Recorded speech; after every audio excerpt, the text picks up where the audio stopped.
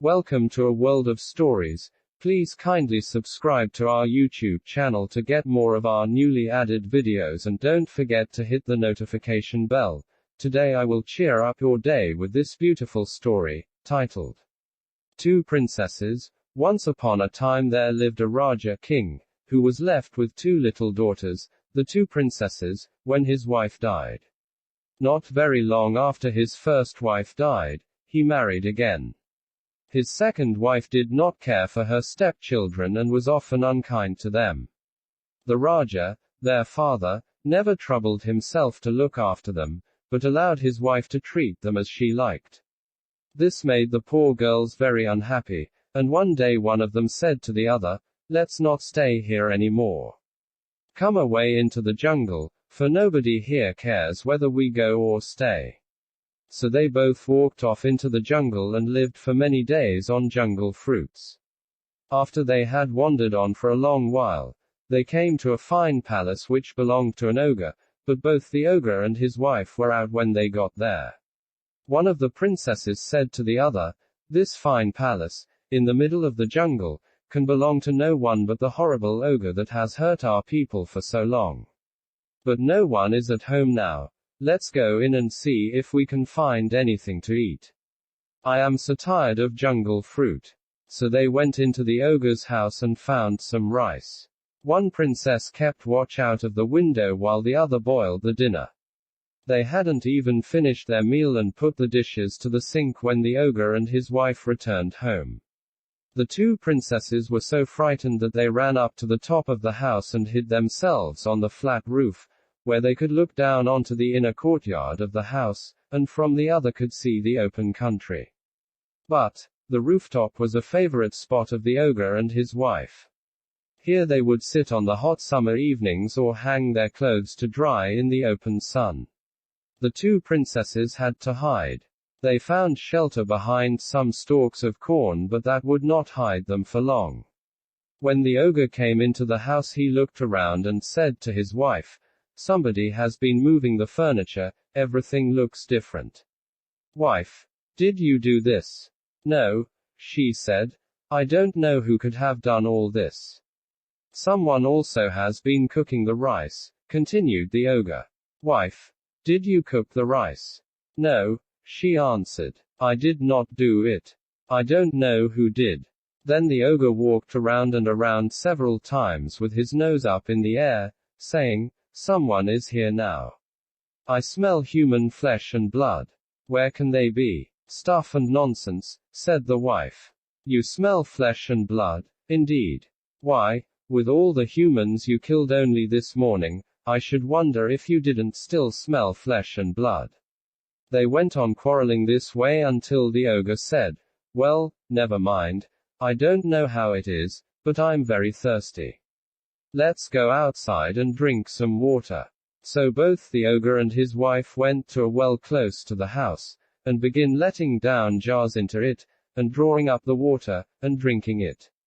And the princesses, who were on the top of the house, saw them. Now the younger of the two princesses was a very clever girl, and when she saw the ogre and his wife by the well, she said to her sister, "I will do something now that will be good for us and good for everyone." Running down quickly from the top of the house, she crept close behind the ogre and his wife as they stood on tiptoe over the side of the well. The girl grabbed hold of one of the ogre's heels with one hand and one of his wife's heels with her other hand, gave each a mighty push, and knocked the ogres down into the well. They both were drowned. The princess then returned to her sister and said, "I killed the ogres." "What, both of them?" cried her sister. "Yes, both," she said. "Won't they come back?" said her sister. "Never," she said. So the two princesses lived happily in the ogre's house for a long time. In it they found rich clothes and jewels, gold and silver, which the ogres had taken from people they had killed. Every morning the youngest princess would tend to the flocks of chickens and herds of cows, taking them off to pasture, while the older one stayed at home, cooked the dinner, and kept the house. The younger princess, who was the wise one, would often say to her sister in the morning, Take care that if you see any stranger, be it a man, woman, or child, come by the house, to hide so that nobody may know that we live here. If anyone should call out and ask for a drink of water, or any poor beggar ask for food, before you give it to them be sure you put on ragged clothes and cover your face with charcoal and make yourself as ugly looking as possible. Otherwise, seeing how fair you are, they might steal you away and we would never meet again. Very well, her older sister would answer, I will do as you say. But a long time passed, and no one ever came by that way.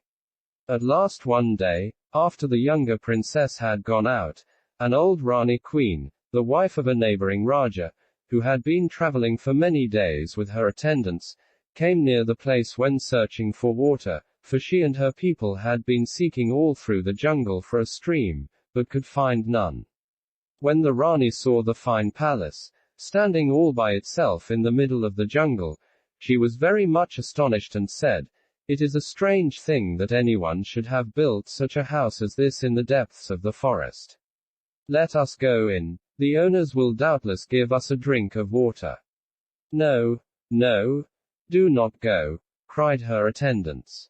This is most assuredly the house of an ogre. I should scarcely think anything very terrible lives here, for there is not a sound stirring, nor a living creature to be seen. So she began tapping at the door, which was bolted, and called, Will whoever owns this house give me and my people some water to drink? But nobody answered, for the princess, who heard her coming, was busy up in her room, blacking her face with charcoal and covering her rich dress with rags. Then the Rani got impatient and shook the door, saying angrily, Let me in, whoever you are. If you don't, I'll force the door open. At this the poor little princess got dreadfully frightened, and having blacked her face and made herself look as ugly as possible, she ran downstairs with a pitcher of water. Unbolting the door, she gave the Rani the pitcher to drink from, but the maiden did not speak, for she was afraid. Now the Rani was a very clever woman, and as she raised the pitcher to her mouth to drink the water, she thought to herself, This is a very strange-looking creature who has brought me this jug of water. She would be pretty, but that her face seems to need washing, and her dress also is very untidy. What can that black stuff be on her face and hands? It looks very unnatural. And so instead of drinking the water, she threw it in the princess' face. The princess started back with a little cry while the water, trickling down her face, washed off the charcoal and showed her delicate features and beautiful complexion. The Rani caught hold of her hand and said, Now tell me true, who are you? Where do you come from? Who are your father and mother? And why are you here alone by yourself in the jungle? Answer me, or I'll have your head cut off. And she summoned one of her guards, who drew his sword. The princess was so terrified she could hardly speak, but as best she could, she told how she was the daughter of a king, and had run away into the jungle because of her cruel stepmother, and finding the house had lived there ever since, and, having finished her story, she began to cry. Then the Rani said to her, Pretty child, forgive me for my roughness, do not fear, I will take you home with me. As the daughter of a Raja you shall be a proper wife for my son. But the more she spoke to the princess the more frightened the princess became, and could do nothing but cry. Now the girl had said nothing to the queen about her sister, nor even told her that she had one, for she thought, This Rani says she will kill me. If she hears that I have a sister, they may kill her too. At last the Rani said to one of her servants, Place this young lady in one of the palanquins and we will set off for home.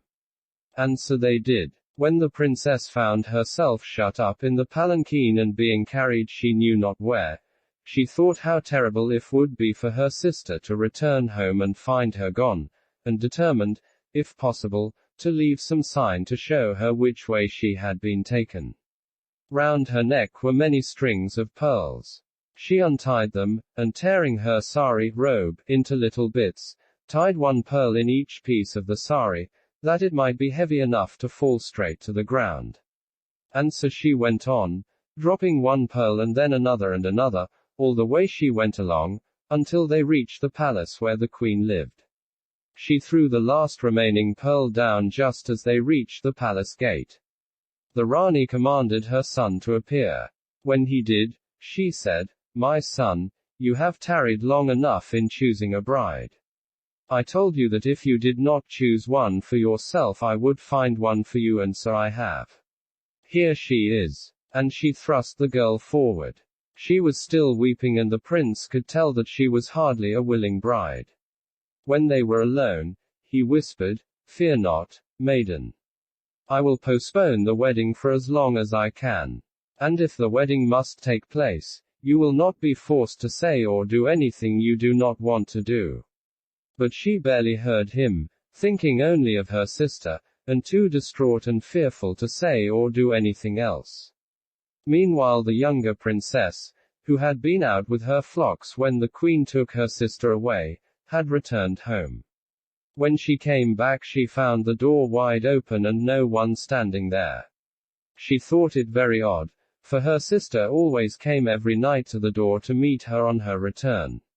She went upstairs. Her sister was not there, the whole house was empty and deserted.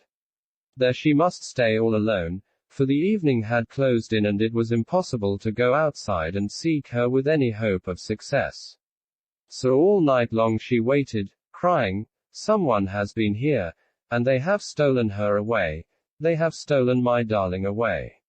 Oh, sister, my sister." Next morning, very early, going out to continue the search, she found one of the pearls belonging to her sister's necklace tied up in a small piece of sari. A little further on lay another, and yet another, all along the road the Rani had gone. Then the princess understood that her sister had left this clue to guide her on her way, and she at once set off to find her. Very, very far she went, a 2 months' journey through the jungle, for she could not travel fast. The many days walking tired her so much, and sometimes it took her 2 or 3 days just to find the next piece of sari with the pearl. At last she came near a large town, to which it was evident her sister had been taken. Now this young princess was very beautiful indeed, as beautiful as she was wise, and when she got near the town she thought to herself, "If people see me they may steal me away as they did my sister. And then I shall never find her again. I will disguise myself." As she was thus thinking, she noticed by the side of the road a skeleton and a shriveled, dry fur of an old tiger. The princess took the skin and washed it, and drew it on over her own lovely face and neck, as one draws a glove on one's hand. The skin was so old nothing remained of the shape of the tiger, and only a yellowish hue, and it hung on her the way an old woman's skin might hang. Then she took a long stick and began hobbling along, leaning on it, toward the town. On she went, picking up the pearls, one here, one there, until she found the last pearl just in front of the palace gate. Then she felt certain her sister must be somewhere near, but where, she did not know. She longed to go into the palace and ask for her, but no guards would have let such a wretched-looking old woman enter, and she did not dare offer them any of the pearls she had with her, lest they should think she was a thief.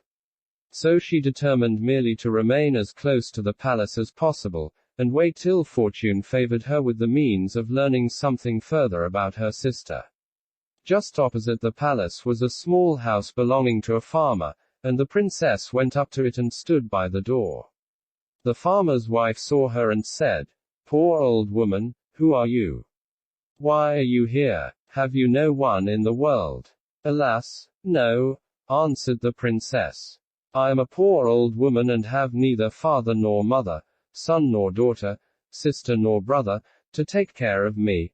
All are gone and I can only beg my bread from door to door." "Do not grieve, good mother," answered the farmer's wife, kindly. "You may sleep in the shelter of our porch and I will give you food." So the princess stayed there for that night and for many more, and every day the good farmer's wife gave her food. But all this time she could learn nothing of her sister. Now there was a large tank near the palace on which grew some fine lotus plants covered with rich crimson lotuses, the royal flower, and of these the Rani was very fond indeed, and prized them very much. To this tank, because it was the nearest to the farmer's house, the princess would go every morning, very early, almost before it was light, at about 3 o'clock, and take off the old tiger's skin that helped her to look like an old woman, and wash it, and hang it out to dry, and wash her face and hands and bathe her feet in the cool water, and comb her beautiful hair. Then she would gather a lotus flower, such as she had been accustomed to wear in her hair as a child, and put it on, so as to feel for a few minutes like herself again. Thus she would amuse herself. Afterwards, as soon as the wind had dried the old skin, she put it on again, threw away the lotus flower, and hobbled back to the farmer's door, before the sun was up. After a time the Rani discovered that someone had plucked some of her favorite lotus flowers. People were set to watch, and all the wise men in the kingdom put their heads together to try and discover the thief, but to no avail. At last, the excitement about this matter being very great, the queen's younger son, a brave and noble young prince, said, "I will certainly discover this thief." It chanced that several fine trees grew round the tank. Into one of these the young prince climbed one evening, and there he watched all the night through, but with no more success than his predecessors. The lotus plants lay still in the moonlight, without so much as a thieving wind coming by to break off one of the flowers. The prince began to get very sleepy and thought the thief, whoever he might be, could not intend to return when, in the very early morning, before it was light, who should come down to the tank but an old woman he had often seen near the palace gate. Ah, ha, thought the prince, this then is the thief, but what can this queer old woman want with lotus flowers? Imagine his astonishment when the old woman sat down on the steps of the tank and began pulling the skin off her face and arms. And from underneath the shriveled yellow skin came the loveliest face he had ever beheld. So fair, so fresh, so young, so gloriously beautiful, that appearing thus suddenly it dazzled the prince's eyes like a flash of lightning. Ah, thought he, can this be a woman or a spirit? A devil or an angel in disguise? The princess twisted up her glossy black hair and, plucking a red lotus, placed it in it, and dabbled her feet in the water, and amused herself by putting round her neck a string of the pearls that had been her sister's necklace. Then, as the sun was rising, she threw away the lotus and, covering her face and arms again with the withered skin, went hastily away. When the prince got home the first thing he said to his mother was, "Mother, I should like to marry that old woman who stands all day at the farmer's gate, just opposite." "What?" cried the Rani. "You are mad. Marry that skinny old thing. You cannot. You are a prince. Are there not enough princesses in all the world that you should wish to marry a wretched old beggar woman?" But he answered, "Above all things I should like to marry that old woman. You know that I have ever been a dutiful and obedient son. In this matter, I pray you, grant me my desire." Seeing he was really in earnest about the matter, and that nothing she could say would alter his mind, she agreed, not, however, without telling him in no uncertain terms what a terrible mistake he was making, and sent out the guards, who fetched the old woman, who was really the princess in disguise, to the palace. There she was married to the prince as privately, and with as little ceremony as possible, for the Rani wanted no one to know of the matter. As soon as the wedding was over, the prince said to his wife, "Gentle wife, tell me how much longer you intend to wear that old skin. You had better take it off. Do be so kind." The princess wondered how he knew of her disguise, or whether it was only a guess. She thought, he seems kind, but if I take off this ugly skin, my husband will think me pretty and perhaps he will shut me up in the palace and never let me go away, and then I shall never be able to find my sister. No, I had better not take it off. So she answered, "I don't know what you mean. Nobody can change their skin. This she mumbled as if she were a very old woman indeed, and had lost all her teeth and could not speak plain. At this the prince laughed very much to himself and thought, I'll wait and see how long this lasts. But the princess continued to keep on the old skin. Only every morning at about 3 o'clock, before it was light, she would get up and wash it and put it on again. Then some time afterwards the prince, having found this out, got up softly one morning early and followed her to the next room, where she had washed the skin and placed it on the floor to dry. Stealing it, he ran away with the skin and threw it on the fire. So the princess, having no old skin to put on, was obliged to appear in her own likeness. As she walked forth, very sad at missing her disguise, her husband ran to meet her, smiling and saying, How do you do, my dear? Where is your skin now? Soon the whole palace had heard the joyful news of the beautiful young wife that the prince had won, and all the people when they saw her, cried, Why, she is exactly like the beautiful princess our young prince married, the jungle lady. The younger prince took her to introduce his bride to his older brother's wife. No sooner did the princess enter her sister-in-law's room, than she saw that in her she had found her lost sister, and they ran into each other's arms. Great then was the joy of all, but the happiest of all these happy people were the two princesses who were at last reunited, and they lived together in peace and joy their whole lives long. I hope you enjoyed the story. Kindly listen to The Little Mermaid story. Far out in the sea where the water is very deep, the Sea King ruled the undersea world. In the deepest spot of the sea was his castle. The walls were made of blue coral. On the roof were shells that opened and closed when the water passed by. And that is where the Sea King lived with his mother and 4 daughters, each one born a year apart. The youngest of the 4 princesses was the Little Mermaid. She spent much of her time swimming to ships that had fallen to the bottom of the sea. The ships held treasures from the world above. She would fill her arms and set up her collection here and there. All the while she would sing. As she did, fish circled around to hear her. For the Little Mermaid's voice was the most beautiful one under the sea. The girls knew that when they turned 15, they could swim up to the surface for the first time. It would be a long time that the Little Mermaid had to wait, as she was the youngest. So she made her grandmother tell her all about life up on land. Tales about ships and towns, and every bit of stories about humans that she knew. Soon the eldest sister turned 15. She was the first to be allowed to rise up to the surface. When she came back, she had many wonders to tell her sisters about. She told about resting on soft white sand. High above was a deep blue sky with puffy white clouds.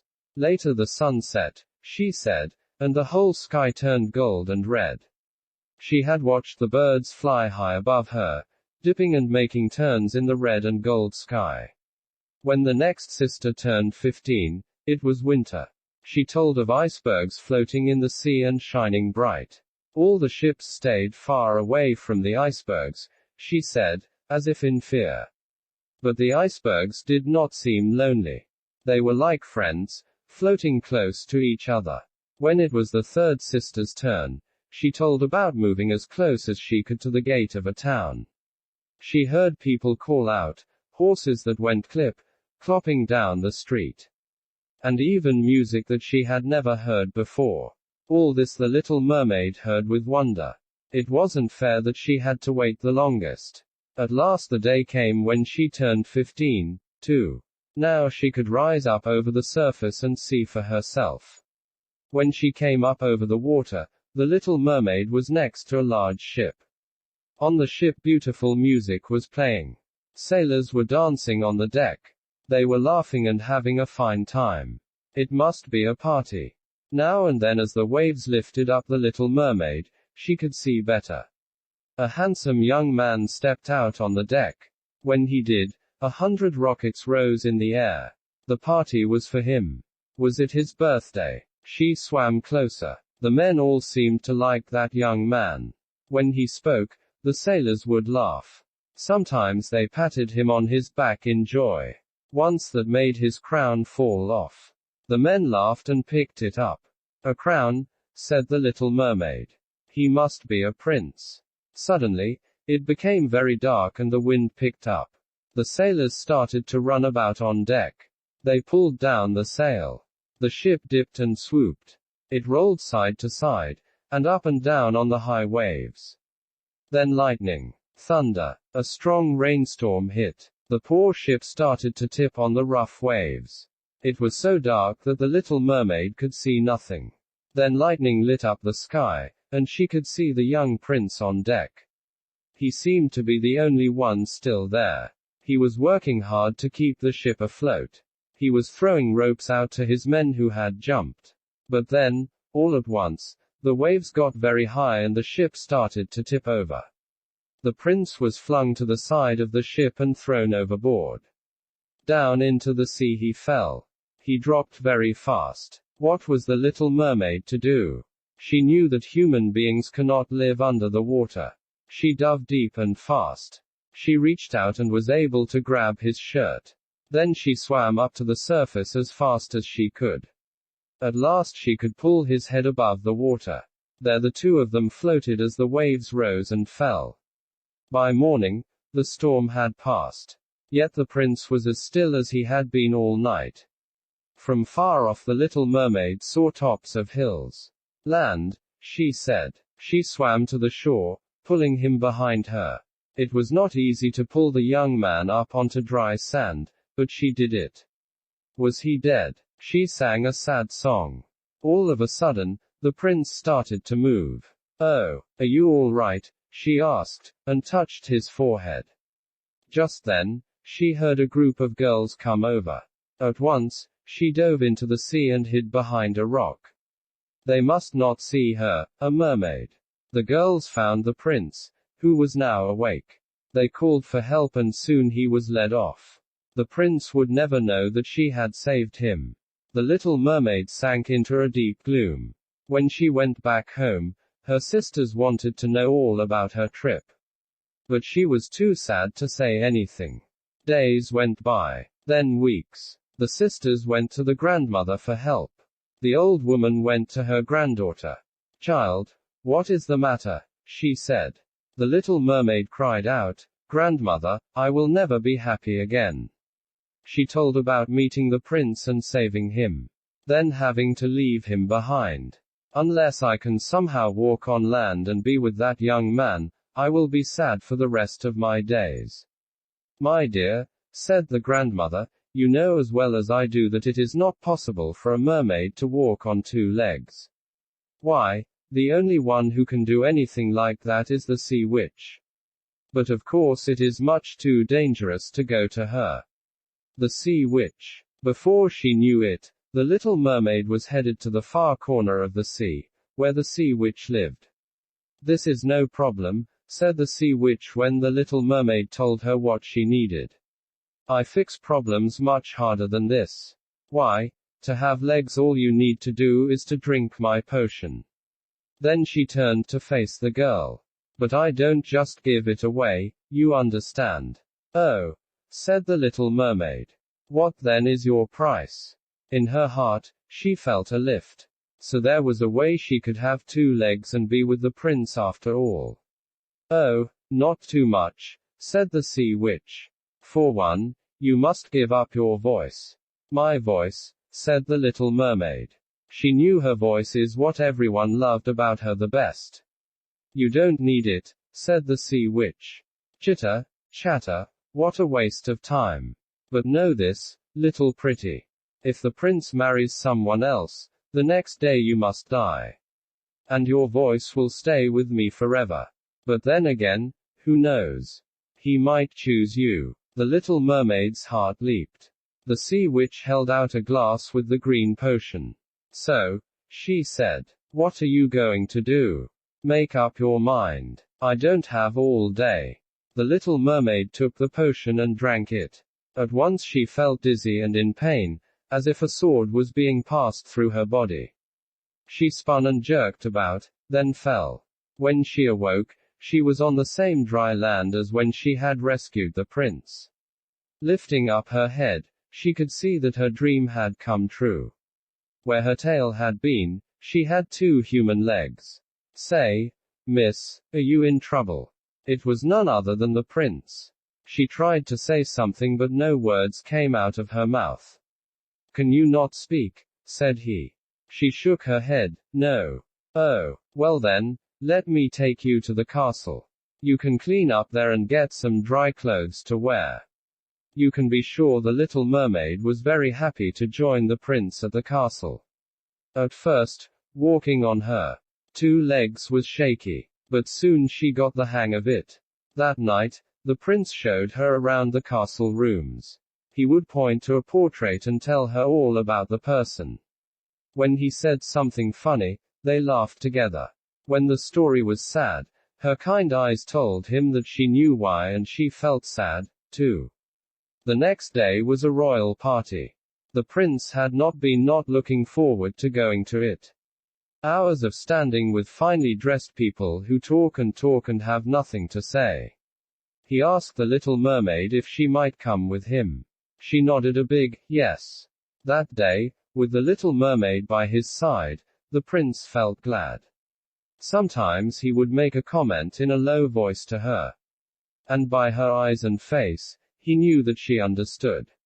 After that, the prince wanted the little mermaid by his side every day. He thought he could even fall in love with her. But he still held out hope to marry the one with the lovely voice he remembered from when he had been rescued. Of course, it could not be his wonderful new friend who was not able to talk, let alone sing. The king called for his son one day. Son, he said, your mother and I have made a decision. It is time that you took a bride. Lucky for you that we already picked one out for you. What? Said the prince. He only wanted to marry the woman with the beautiful voice that he remembered. Who is she? A princess from a nearby land. Tonight she is coming with her parents. We will make the wedding plans. The prince was crushed. And the little mermaid felt fear. She knew what would happen to her the day after the prince married someone else. That night her troubles got even worse. What the little mermaid did not know was that the sea witch had put her voice into this princess. She was a stuck-up princess who thought only of herself. Yet when she spoke, it was the little mermaid's voice that came out. The prince was stunned. He asked the princess to sing. It was the little mermaid's voice that filled the room. The prince could not believe his luck. At last, he could marry the woman he had longed for all this time. When he shared his joy with the little mermaid, she tried to show that she was happy for him. But gloom filled her heart. The next morning at dawn, the little mermaid went to the sea. Her sisters, worried since they had not heard from her, rose above the water to see how she was. The youngest sister let them know the trouble she was in. The prince's wedding was going to take place the very next day. And the day after that she must die. The sisters said not to worry, that they had an idea.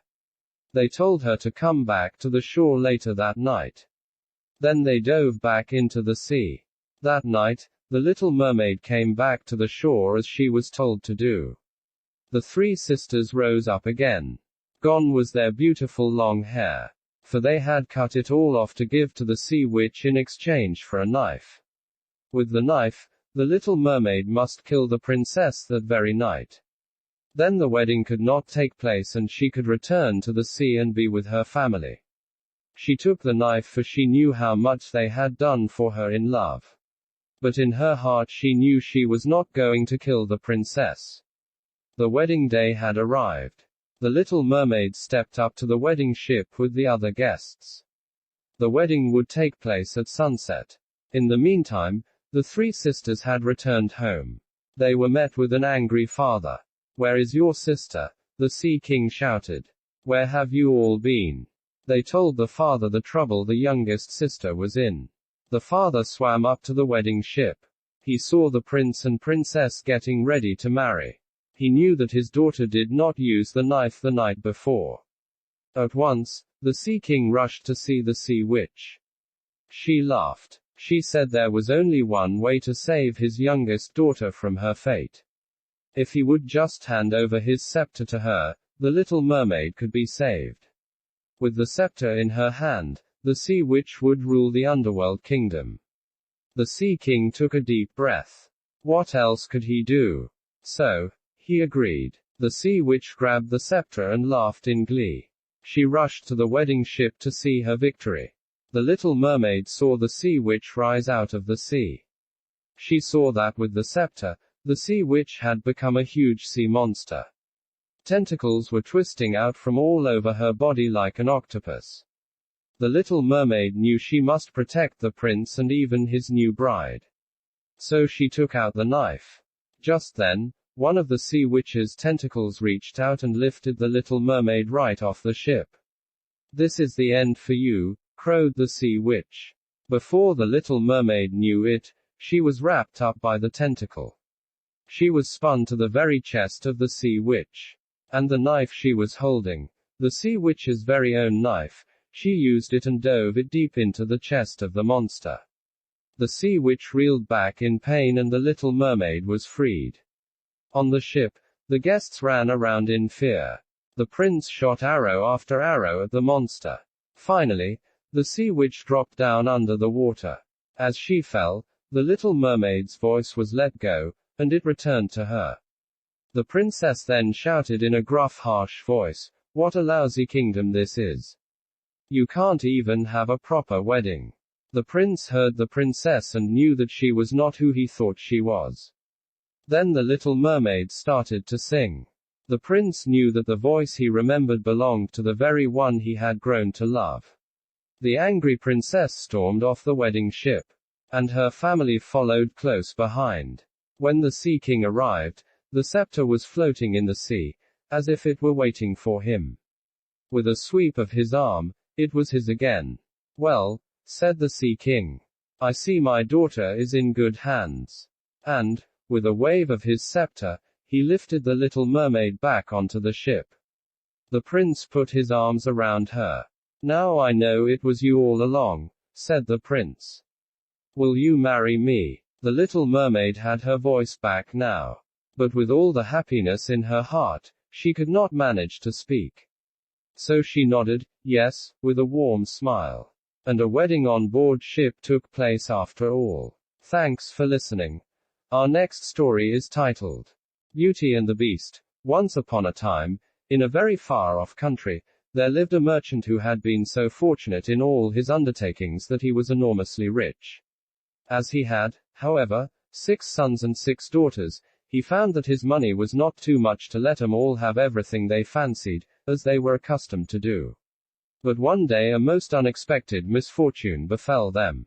Their house caught fire and was speedily burnt to the ground, with all the splendid furniture, the books, pictures, gold, silver, and precious goods it contained, and this was only the beginning of their troubles. Their father, who had until this moment prospered in all ways, suddenly lost every ship he had upon the sea, either by dint of pirates, shipwreck, or fire. Then he heard that his clerks in distant countries, whom he trusted entirely, had proved unfaithful, and at last from great wealth he fell into the direst poverty. All that he had left was a little house in a desolate place at least 100 leagues from the town in which he had lived, and to this he was forced to retreat with his children, who were in despair at the idea of leading such a different life. Indeed, the daughters at first hoped that their friends, who had been so numerous while they were rich, would insist on their staying in their houses now they no longer possessed one. But they soon found that they were left alone, and that their former friends even attributed their misfortunes to their own extravagance, and showed no intention of offering them any help. So nothing was left for them but to take the departure to the cottage, which stood in the midst of a dark forest, and seemed to be the most dismal place upon the face of the earth. As they were too poor to have any servants, the girls had to work hard, like peasants, and the sons, for their part, cultivated the fields to earn their living. Roughly clothed, and living in the simplest way, the girls regretted unceasingly the luxuries and amusements of their former life. Only the youngest tried to be brave and cheerful. She had been as sad as anyone when misfortune overtook her father, but, soon recovering her natural gaiety, she set to work to make the best of things, to amuse her father and brothers as well as she could, and to try to persuade her sisters to join her in dancing and singing. But they would do nothing of the sort, and, because she was not as doleful as themselves, they declared that this miserable life was all she was fit for. But she was really far prettier and cleverer than they were. Indeed, she was so lovely that she was always called Beauty. After 2 years, when they were all beginning to get used to their new life, something happened to disturb their tranquility. Their father received the news that one of his ships, which he had believed to be lost, had come safely into port with a rich cargo. All the sons and daughters at once thought that their poverty was at an end, and wanted to set out directly for the town, but their father, who was more prudent, begged them to wait a little, and, though it was harvest time, and he could ill be spared, determined to go himself first, to make inquiries. Only the youngest daughter had any doubt but that they would soon again be as rich as they were before, or at least rich enough to live comfortably in some town where they would find amusement and gay companions once more. So they all loaded their father with commissions for jewels and dresses which it would have taken a fortune to buy. Only Beauty, feeling sure that it was of no use, did not ask for anything. Her father, noticing her silence, said, "And what shall I bring for you, Beauty?" "The only thing I wish for is to see you come home safely," she answered. But this only vexed her sisters, who fancied she was blaming them for having asked for such costly things. Her father, however, was pleased, but as he thought that at her age she certainly ought to like pretty presents, he told her to choose something. "Well, dear father," she said, "as you insist upon it, I beg that you will bring me a rose. I have not seen one since we came here, and I love them so much." So the merchant set out and reached the town as quickly as possible, but only to find that his former companions, believing him to be dead, had divided between them the goods which the ship had brought, and after 6 months of trouble and expense he found himself as poor as when he started, having been able to recover only just enough to pay the cost of his journey. To make matters worse, he was obliged to leave the town in the most terrible weather, so that by the time he was within a few leagues of his home he was almost exhausted with cold and fatigue. Though he knew it would take some hours to get through the forest, he was so anxious to be at his journey's end that he resolved to go on. But night overtook him, and the deep snow and bitter frost made it impossible for his horse to carry him any further. Not a house was to be seen. The only shelter he could get was the hollow trunk of a great tree, and there he crouched all the night, which seemed to him the longest he had ever known. In spite of his weariness, the howling of the wolves kept him awake, and even when at last the day broke he was not much better off, for the falling snow had covered up every path, and he did not know which way to turn. At length he made out some sort of track, and though at the beginning it was so rough and slippery that he fell down more than once, it presently became easier, and led him into an avenue of trees which ended in a splendid castle. It seemed to the merchant very strange that no snow had fallen in the avenue, which was entirely composed of orange trees, covered with flowers and fruit. When he reached the first court of the castle he saw before him a flight of agate steps, and went up them, and passed through several splendidly furnished rooms. The pleasant warmth of the air revived him, and he felt very hungry, but there seemed to be nobody in all this vast and splendid palace whom he could ask to give him something to eat. Deep silence reigned everywhere, and at last, tired of roaming through empty rooms and galleries, he stopped in a room smaller than the rest, where a clear fire was burning and a couch was drawn up closely to it. Thinking that this must be prepared for someone who was expected, he sat down to wait till he should come, and very soon fell into a sweet sleep. When his extreme hunger wakened him after several hours, he was still alone, but a little table, upon which was a good dinner, had been drawn up close to him, and, as he had eaten nothing for 24 hours, he lost no time in beginning his meal, hoping that he might soon have an opportunity of thanking his considerate entertainer, whoever it might be. But no one appeared, and even after another long sleep, from which he awoke completely refreshed, there was no sign of anybody, though a fresh meal of dainty cakes and fruit was prepared upon the little table at his elbow. Being naturally timid, The silence began to terrify him, and he resolved to search once more through all the rooms, but it was of no use. Not even a servant was to be seen. There was no sign of life in the palace. He began to wonder what he should do, and to amuse himself by pretending that all the treasures he saw were his own, and considering how he would divide them among his children. Then he went down into the garden, and though it was winter everywhere else, here the sun shone, and the birds sang, and the flowers bloomed, and the air was soft and sweet. The merchant, in ecstasies with all he saw and heard, said to himself, "All this must be meant for me. I will go this minute and bring my children to share all these delights." In spite of being so cold and weary when he reached the castle, he had taken his horse to the stable and fed it. Now he thought he would saddle it for his homeward journey, and he turned down the path which led to the stable. This path had a hedge of roses on each side of it, and the merchant thought he had never seen or smelt such exquisite flowers. They reminded him of his promise to Beauty, and he stopped and had just gathered one to take to her when he was startled by a strange noise behind him. Turning round, he saw a frightful beast, which seemed to be very angry and said, in a terrible voice, "Who told you that you might gather my roses? Was it not enough that I allowed you to be in my palace and was kind to you? This is the way you show your gratitude, by stealing my flowers. But your insolence shall not go unpunished." The merchant, terrified by these furious words, dropped the fatal rose, and, throwing himself on his knees, cried, "Pardon me, noble sir. I am truly grateful to you for your hospitality, which was so magnificent that I could not imagine that you would be offended by my taking such a little thing as a rose." But the beast's anger was not lessened by this speech. "You are very ready with excuses and flattery," he cried, "but that will not save you from the death you deserve." "Alas," thought the merchant, "if my daughter could only know what danger her rose has brought me into." And in despair he began to tell the beast all his misfortunes, and the reason of his journey, not forgetting to mention Beauty's request. "A king's ransom would hardly have procured all that my other daughters asked," he said, "but I thought that I might at least take Beauty her rose. I beg you to forgive me, for you see I meant no harm." The beast considered for a moment, and then he said, in a less furious tone, "I will forgive you on one condition, that is, that you will give me one of your daughters." "Ah," cried the merchant, "if I were cruel enough to buy my own life at the expense of one of my children's, what excuse could I invent to bring her here?" "No excuse would be necessary," answered the beast. "If she comes at all, she must come willingly. On no other condition will I have her. See if any one of them is courageous enough, and loves you well enough to come and save your life. You seem to be an honest man, so I will trust you to go home.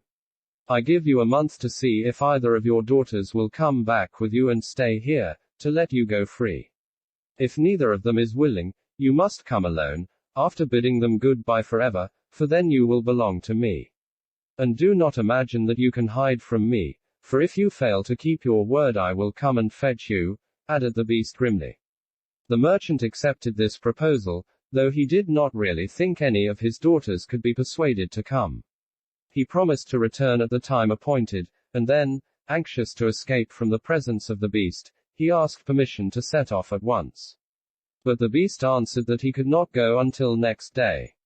"Then you will find a horse ready for you," he said. "Now go and eat your supper, and await my orders." The poor merchant, more dead than alive, went back to his room, where the most delicious supper was already served on the little table which was drawn up before a blazing fire. But he was too terrified to eat, and only tasted a few of the dishes, for fear the beast should be angry if he did not obey his orders. When he had finished he heard a great noise in the next room, which he knew meant that the beast was coming. As he could do nothing to escape his visit, the only thing that remained was to seem as little afraid as possible. So when the beast appeared and asked roughly if he had supped well, the merchant answered humbly that he had, thanks to his host's kindness. Then the beast warned him to remember their agreement, and to prepare his daughter exactly for what she had to expect. "Do not get up tomorrow," he added, "until you see the sun and hear a golden bell ring. Then you will find your breakfast waiting for you here, and the horse you are to ride will be ready in the courtyard. He will also bring you back again when you come with your daughter a month hence. Farewell. Take a rose to Beauty, and remember your promise." The merchant was only too glad when the beast went away, and though he could not sleep for sadness, he lay down until the sun rose. Then, after a hasty breakfast, he went to gather Beauty's rose, and mounted his horse, which carried him off so swiftly that in an instant he had lost sight of the palace, and he was still wrapped in gloomy thoughts when it stopped before the door of the cottage. His sons and daughters, who had been very uneasy at his long absence, rushed to meet him, eager to know the result of his journey, which, seeing him mounted upon a splendid horse and wrapped in a rich mantle, they supposed to be favorable. He hid the truth from them at first, only saying sadly to Beauty as he gave her the rose, "Here is what you asked me to bring you, you little know what it has cost." But this excited their curiosity so greatly that presently he told them his adventures from beginning to end, and then they were all very unhappy. The girls lamented loudly over their lost hopes, and the sons declared that their father should not return to this terrible castle, and began to make plans for killing the beast if it should come to fetch him. But he reminded them that he had promised to go back. Then the girls were very angry with Beauty, and said it was all her fault, and that if she had asked for something sensible this would never have happened, and complained bitterly that they should have to suffer for her folly. Poor Beauty, much distressed, said to them, "I have, indeed, caused this misfortune, but I assure you I did it innocently. Who could have guessed that to ask for a rose in the middle of summer would cause so much misery? But as I did the mischief it is only just that I should suffer for it. I will therefore go back with my father to keep his promise." At first nobody would hear of this arrangement, and her father and brothers, who loved her dearly, declared that nothing should make them let her go, but Beauty was firm. As the time drew near she divided all her little possessions between her sisters, and said goodbye to everything she loved, and when the fatal day came she encouraged and cheered her father as they mounted together the horse which had brought him back. It seemed to fly rather than gallop, but so smoothly that Beauty was not frightened. Indeed, she would have enjoyed the journey if she had not feared what might happen to her at the end of it. Her father still tried to persuade her to go back, but in vain. While they were talking the night fell, and then, to the great surprise, wonderful colored lights began to shine in all directions, and splendid fireworks blazed out before them. All the forest was illuminated by them, and even felt pleasantly warm, though it had been bitterly cold before. This lasted until they reached the avenue of orange trees, where were statues holding flaming torches, and when they got nearer to the palace they saw that it was illuminated from the roof to the ground, and music sounded softly from the courtyard. "The beast must be very hungry," said Beauty, trying to laugh, "if he makes all this rejoicing over the arrival of his prey." But, in spite of her anxiety, she could not help admiring all the wonderful things she saw. The horse stopped at the foot of the flight of steps leading to the terrace, and when they had dismounted her father led her to the little room he had been in before, where they found a splendid fire burning, and the table daintily spread with a delicious supper. The merchant knew that this was meant for them, and Beauty, who was rather less frightened now that she had passed through so many rooms and seen nothing of the beast, was quite willing to begin, for her long ride had made her very hungry.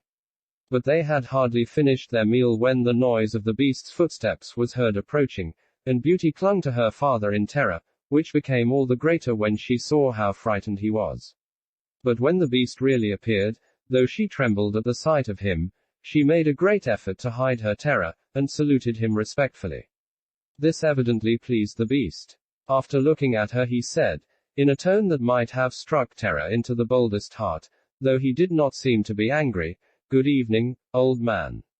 "Good evening, Beauty." The merchant was too terrified to reply, but Beauty answered sweetly, "Good evening, beast." "Have you come willingly?" asked the beast. "Will you be content to stay here when your father goes away?"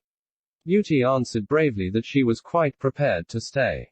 "I am pleased with you," said the beast. "As you have come of your own accord, you may stay. As for you, old man," he added, turning to the merchant, "at sunrise tomorrow you will take your departure. When the bell rings get up quickly and eat your breakfast, and you will find the same horse waiting to take you home, but remember that you must never expect to see my palace again." Then turning to Beauty, he said, "Take your father into the next room, and help him to choose everything you think your brothers and sisters would like to have. You will find 2 traveling trunks there. Fill them as full as you can. It is only just that you should send them something very precious as a remembrance of yourself." Then he went away, after saying, "Goodbye, Beauty. Goodbye, old man." And though Beauty was beginning to think with great dismay of her father's departure, she was afraid to disobey the beast's orders, and they went into the next room, which had shelves and cupboards all round it. They were greatly surprised at the riches it contained. There were splendid dresses fit for a queen, with all the ornaments that were to be worn with them, and when Beauty opened the cupboards she was quite dazzled by the gorgeous jewels that lay in heaps upon every shelf. After choosing a vast quantity, which she divided between her sisters, for she had made a heap of the wonderful dresses for each of them, she opened the last chest, which was full of gold. "I think, father," she said, "that, as the gold will be more useful to you, we had better take out the other things again, and fill the trunks with it." So they did this, but the more they put in the more room there seemed to be, and at last they put back all the jewels and dresses they had taken out, and Beauty even added as many more of the jewels as she could carry at once, and then the trunks were not too full, but they were so heavy that an elephant could not have carried them. "The beast was mocking us," cried the merchant. "He must have pretended to give us all these things, knowing that I could not carry them away." "Let us wait and see," answered Beauty. "I cannot believe that he meant to deceive us. All we can do is to fasten them up and leave them ready." So they did this and returned to the little room, where, to their astonishment, they found breakfast ready. The merchant ate his with a good appetite, as the beast's generosity made him believe that he might perhaps venture to come back soon and see Beauty. But she felt sure that her father was leaving her forever, so she was very sad when the bell rang sharply for the second time, and warned them that the time had come for them to part. They went down into the courtyard, where 2 horses were waiting, one loaded with the 2 trunks, the other for him to ride. They were pawing the ground in their impatience to start, and the merchant was forced to bid Beauty a hasty farewell, and as soon as he was mounted he went off at such a pace that she lost sight of him in an instant. Then Beauty began to cry, and wandered sadly back to her own room. But she soon found that she was very sleepy, and as she had nothing better to do she lay down and instantly fell asleep. And then she dreamed that she was walking by a brook bordered with trees, and lamenting her sad fate, when a young prince, handsomer than anyone she had ever seen, and with a voice that went straight to her heart, came and said to her, "Ah, Beauty, you are not so unfortunate as you suppose.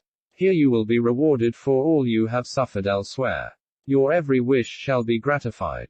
Only try to find me out, no matter how I may be disguised, as I love you dearly, and in making me happy you will find your own happiness.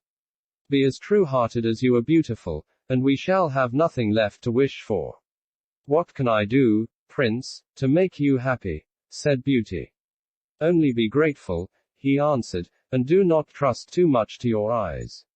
And, above all, do not desert me until you have saved me from my cruel misery." After this she thought she found herself in a room with a stately and beautiful lady, who said to her, "Dear Beauty, try not to regret all you have left behind you, for you are destined to a better fate. Only do not let yourself be deceived by appearances." Beauty found her dreams so interesting that she was in no hurry to awake, but presently the clock roused her by calling her name softly 12 times, and then she got up and found her dressing table set out with everything she could possibly want, and when her toilet was finished she found dinner was waiting in the room next to hers. But dinner does not take very long when you are all by yourself, and very soon she sat down cozily in the corner of a sofa, and began to think about the charming prince she had seen in her dream. "He said I could make him happy," said Beauty to herself. "It seems, then, that this horrible beast keeps him a prisoner. How can I set him free? I wonder why they both told me not to trust to appearances. I don't understand it. But, after all, it was only a dream, so why should I trouble myself about it? I had better go and find something to do to amuse myself. So she got up and began to explore some of the many rooms of the palace. The first she entered was lined with mirrors, and Beauty saw herself reflected on every side, and thought she had never seen such a charming room. Then a bracelet which was hanging from a chandelier caught her eye, and on taking it down she was greatly surprised to find that it held a portrait of her unknown admirer, just as she had seen him in her dream. With great delight she slipped the bracelet on her arm, and went on into a gallery of pictures, where she soon found a portrait of the same handsome prince, as large as life, and so well painted that as she studied it he seemed to smile kindly at her. Tearing herself away from the portrait at last, she passed through into a room which contained every musical instrument under the sun, and here she amused herself for a long while in trying some of them, and singing until she was tired. The next room was a library, and she saw everything she had ever wanted to read, as well as everything she had read, and it seemed to her that a whole lifetime would not be enough to even read the names of the books, there were so many. By this time it was growing dusk, and wax candles in diamond and ruby candlesticks were beginning to light themselves in every room. Beauty found her supper served just at the time she preferred to have it, but she did not see anyone or hear a sound, and, though her father had warned her that she would be alone, she began to find it rather dull. But presently she heard the beast coming, and wondered tremblingly if he meant to eat her up now. However, as he did not seem at all ferocious, and only said gruffly, "Good evening, Beauty," she answered cheerfully and managed to conceal her terror. Then the beast asked her how she had been amusing herself, and she told him all the rooms she had seen. Then he asked if she thought she could be happy in his palace, and Beauty answered that everything was so beautiful that she would be very hard to please if she could not be happy. And after about an hour's talk Beauty began to think that the beast was not nearly so terrible as she had supposed at first. Then he got up to leave her, and said in his gruff voice, "Do you love me, Beauty? Will you marry me?" "Oh, what shall I say?" cried Beauty, for she was afraid to make the beast angry by refusing. "Say yes, or no, without fear," he replied. "Oh, no, beast," said Beauty hastily. "Since you will not, good night, Beauty," he said. And she answered, "Good night, beast," very glad to find that her refusal had not provoked him. And after he was gone she was very soon in bed and asleep, and dreaming of her unknown prince. She thought he came and said to her, "Ah, Beauty, why are you so unkind to me? I fear I am fated to be unhappy for many a long day still."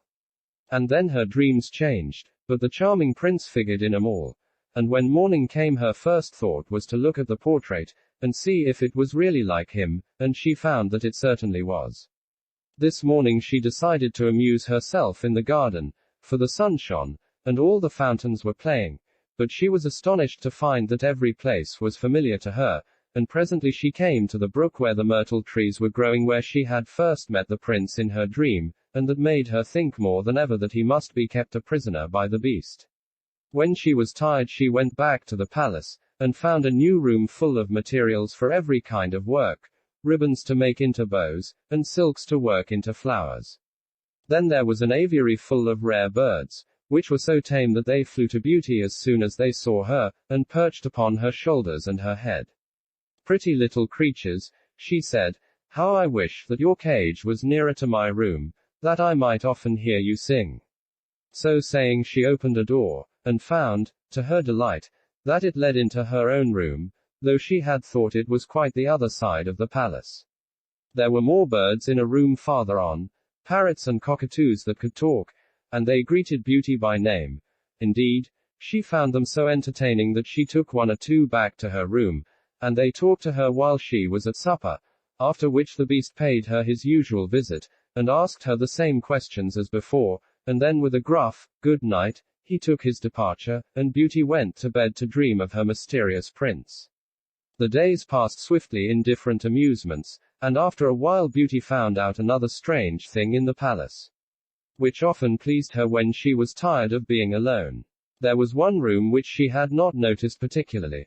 It was empty, except that under each of the windows stood a very comfortable chair, and the first time she had looked out of the window it had seemed to her that a black curtain prevented her from seeing anything outside.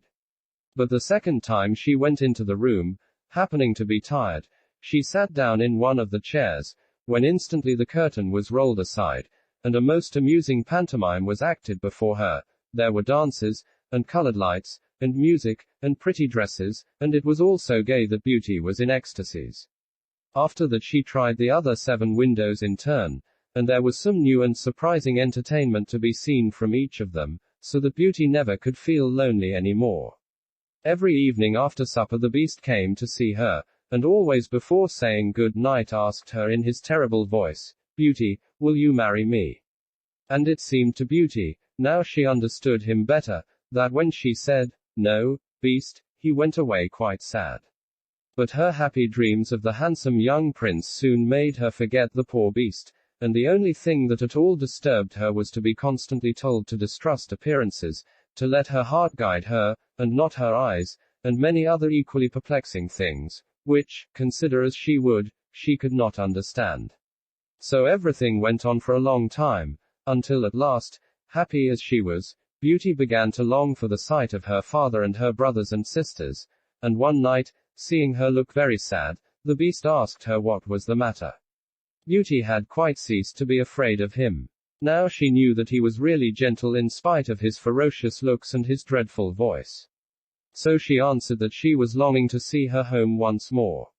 Upon hearing this the Beast seemed sadly distressed, and cried miserably, "Ah, Beauty, have you the heart to desert an unhappy beast like this? What more do you want to make you happy? Is it because you hate me that you want to escape?" "No, dear Beast," answered Beauty softly, "I do not hate you, and I should be very sorry never to see you any more, but I long to see my father again. Only let me go for 2 months, and I promise to come back to you and stay for the rest of my life." The Beast, who had been sighing dolefully while she spoke, now replied, "I cannot refuse you anything you ask, even though it should cost me my life. Take the 4 boxes you will find in the room next to your own, and fill them with everything you wish to take with you. But remember your promise and come back when the 2 months are over, or you may have cause to repent it, for if you do not come in good time you will find your faithful Beast dead. You will not need any chariot to bring you back. Only say goodbye to all your brothers and sisters the night before you come away, and when you have gone to bed turn this ring round upon your finger and say firmly, 'I wish to go back to my palace and see my Beast again.' Good night, Beauty. Fear nothing, sleep peacefully, and before long you shall see your father once more." As soon as Beauty was alone she hastened to fill the boxes with all the rare and precious things she saw about her, and only when she was tired of heaping things into them did they seem to be full. Then she went to bed, but could hardly sleep for joy. And when at last she did begin to dream of her beloved prince she was grieved to see him stretched upon a grassy bank, sad and weary, and hardly like himself. "What is the matter?" she cried. He looked at her reproachfully, and said, "How can you ask me, cruel one? Are you not leaving me to my death perhaps?" "Ah, don't be so sorrowful," cried Beauty. "I am only going to assure my father that I am safe and happy. I have promised the Beast faithfully that I will come back, and he would die of grief if I did not keep my word." "What would that matter to you?" said the prince. "Surely you would not care." "Indeed, I should be ungrateful if I did not care for such a kind beast," cried Beauty indignantly. "I would die to save him from pain. I assure you it is not his fault that he is so ugly." Just then a strange sound woke her. Someone was speaking not very far away, and opening her eyes she found herself in a room she had never seen before, which was certainly not nearly so splendid as those she was used to in the Beast's palace. Where could she be? She got up and dressed hastily, and then saw that the boxes she had packed the night before were all in the room. While she was wondering by what magic the Beast had transported them and herself to this strange place she suddenly heard her father's voice, and rushed out and greeted him joyfully. Her brothers and sisters were all astonished at her appearance, as they had never expected to see her again, and there was no end to the questions they asked her. She had also much to hear about what had happened to them while she was away, and of her father's journey home. But when they heard that she had only come to be with them for a short time, and then must go back to the beast's palace forever, they lamented loudly. Then Beauty asked her father what he thought could be the meaning of her strange dreams, and why the prince constantly begged her not to trust to appearances.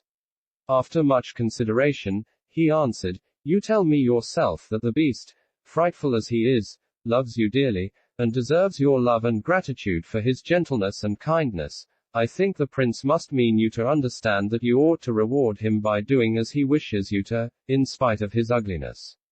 Beauty could not help seeing that this seemed very probable. Still, when she thought of her dear prince who was so handsome, she did not feel at all inclined to marry the beast.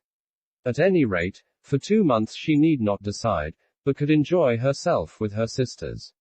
But though they were rich now, and lived in town again, and had plenty of acquaintances, Beauty found that nothing amused her very much, and she often thought of the palace, where she was so happy, especially as at home she never once dreamed of her dear prince, and she felt quite sad without him. Then her sisters seemed to have got quite used to being without her, and even found her rather in the way, so she would not have been sorry when the 2 months were over but for her father and brothers, who begged her to stay, and seemed so grieved at the thought of her departure that she had not the courage to say good-bye to them. Every day when she got up she meant to say it at night, and when night came she put it off again, until at last she had a dismal dream which helped her to make up her mind. She thought she was wandering in a lonely path in the palace gardens, when she heard groans which seemed to come from some bushes hiding the entrance of a cave, and running quickly to see what could be the matter, she found the beast stretched out upon his side, apparently dying. He reproached her faintly with being the cause of his distress, and at the same moment a stately lady appeared, and said very gravely, "Ah, Beauty, you are only just in time to save his life. See what happens when people do not keep their promises. If you had delayed 1 day more, you would have found him dead." Beauty was so terrified by this dream that the next morning she announced her intention of going back at once, and that very night she said goodbye to her father and all her brothers and sisters, and as soon as she was in bed she turned her ring round upon her finger, and said firmly, "I wish to go back to my palace and see my beast again," as she had been told to do. Then she fell asleep instantly, and only woke up to hear the clock saying, "Beauty, Beauty," 12 times in its musical voice, which told her at once that she was really in the palace once more. Everything was just as before, and her birds were so glad to see her.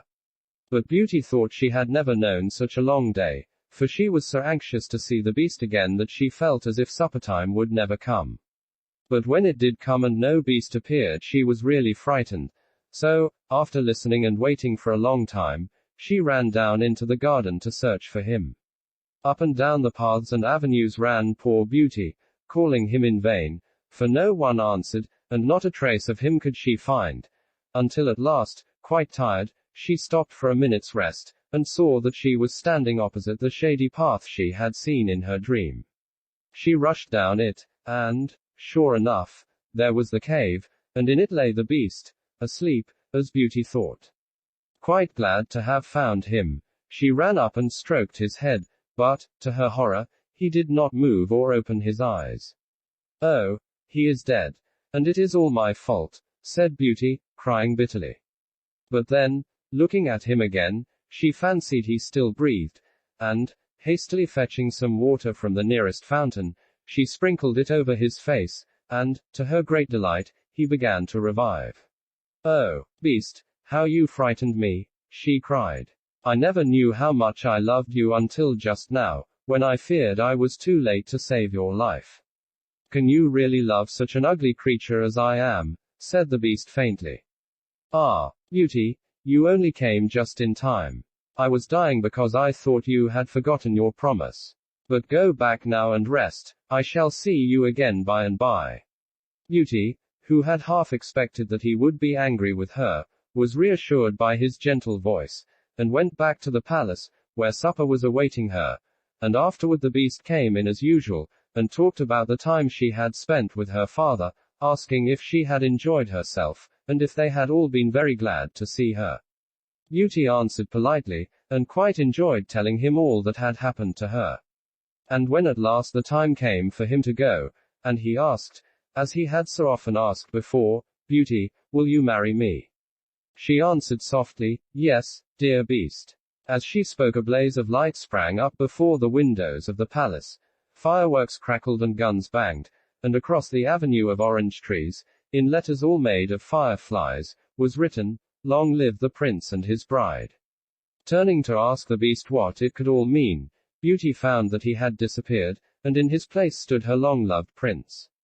At the same moment the wheels of a chariot were heard upon the terrace, and two ladies entered the room. One of them Beauty recognized as the stately lady she had seen in her dreams. The other was also so grand and queenly that Beauty hardly knew which to greet first. But the one she already knew said to her companion, Well, Queen, this is Beauty, who has had the courage to rescue your son from the terrible enchantment. They love one another, and only your consent to their marriage is wanting to make them perfectly happy. I consent with all my heart, cried the Queen. How can I ever thank you enough, charming girl, for having restored my dear son to his natural form?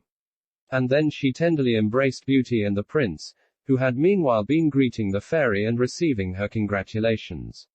Now, said the fairy to Beauty, I suppose you would like me to send for all your brothers and sisters to dance at your wedding.